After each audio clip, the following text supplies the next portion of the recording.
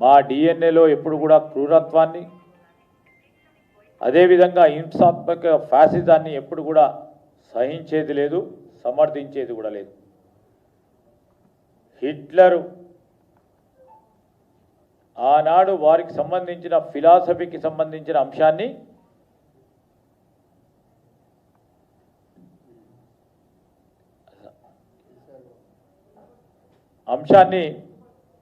ఒకసారి మేము ఫిలాసఫీని అడాప్ట్ చేసుకోలేదు, ఒక ఐరన్ డిసిప్లిన్గా వెళ్ళాలనే ముఖ్యమంత్రి గారి ఆలోచన.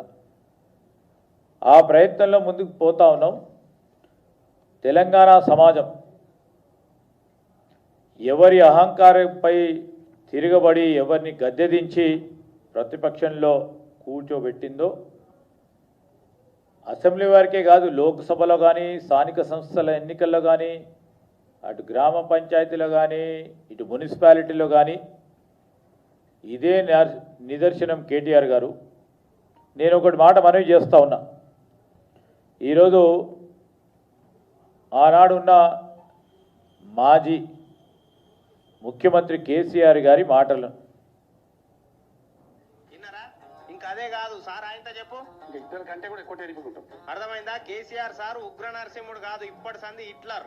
అయితే ఏ ముచ్చట్ల హిట్లర్ అవతారం ఎత్తిండి అనేది కూడా తెలియాలి కదా, అది కూడా సారే చెప్తాడు. ఇనుండ్రి, డెఫినెట్ గా దొంగల పాలిట కేసీఆర్ హిట్లరే, తప్పుడు పైరవీ చేసే వాళ్ళ పాలిట హిట్లరే. I wanted to be Hitler, I don't feel shy. ప్రభుత్వం డబ్బులు ఇష్టం వచ్చినట్టు ఉద్యోగం చేస్తే వాళ్ళకి హిట్లర్ కాదు, హిట్లర్ తాజోవడం అంటే బాగా బిహేవ్ చేస్తుంది. ఇదన్న ఆ రోజు వారు చెప్పిన మాటల ప్రస్తావనలో హిట్లర్ గారి ప్రస్తావన వచ్చిందా లేదా? కేసీఆర్ గారు హిట్లర్ సిద్ధాంతాన్ని అమలు పరిచిండ్రా ఇప్పుడు? మరి వారి ఆలోచన మేరకు కేటీఆర్ గారిని వాళ్ళ నాన్నని అడగమంటున్నాం ఇప్పుడు.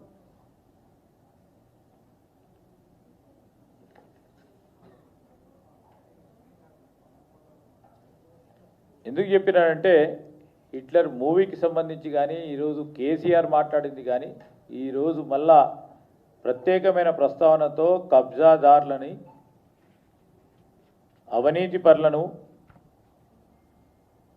అన్యాయం చేసేవారిని, ప్రభుత్వ భూములను లాక్కునే వారిపై ఉక్కుపాదముతో చట్టాన్ని అమలు చేసే కార్యాచరణ తీసుకుంటామని వారి ఆలోచన.